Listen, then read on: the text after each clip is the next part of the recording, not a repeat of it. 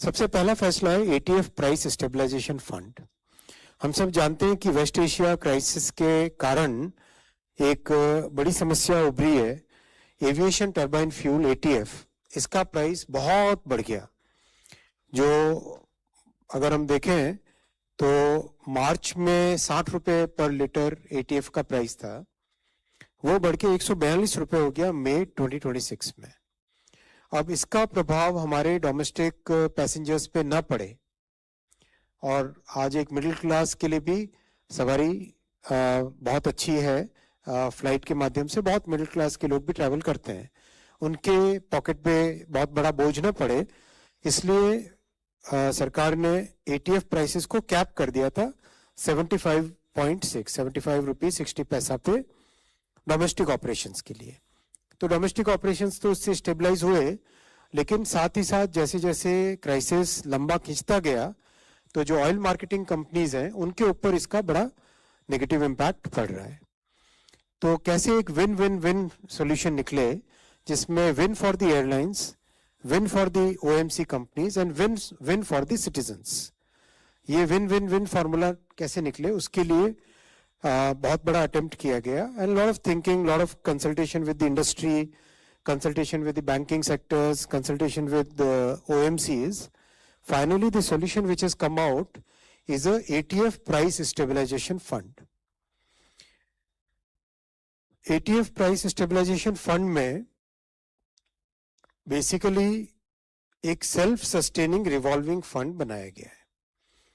self sustaining revolving fund के माध्यम से ATF price for the airline carriers who want to participate in this, उनको एक stable ETF price अभी current crisis के दौरान मिलेगा, और जब क्राइसिस फिनिश हो जाए तब उसका एक रीइंबर्समेंट और रिटर्न का भी मैकेनिज्म इसमें क्रिएट किया गया है।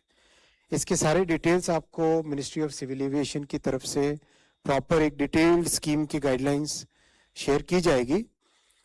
मैं आपको नेट इसका बताना चाहता हूं कि इससे हमारे एंटायर एविएशन सेक्टर में करीब 70 लाख से अधिक जो जॉब्स हैं जिनके ऊपर इम्पैक्ट पड़ना आरंभ होने लगा था because of the stress in the sector, वो इससे सिग्निफिकेंटली मिटिगेट होगा।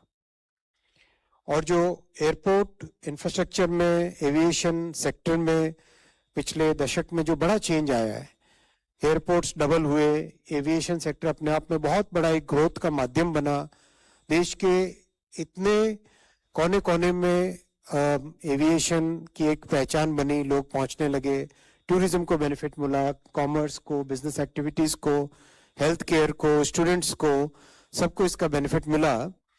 वो सेक्टर इस स्कीम से सिग्निफिकेंटली स्ट्रेस से बाहर निकल के आएगा।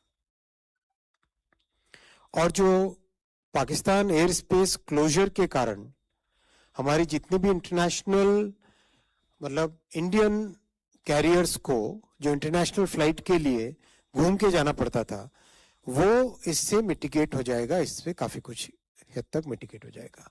इंटरनेशनल कैरियर्स तो पाकिस्तान के ऊपर से जा सकते थे, हमारे domestic carriers could not go over the Pakistan air space.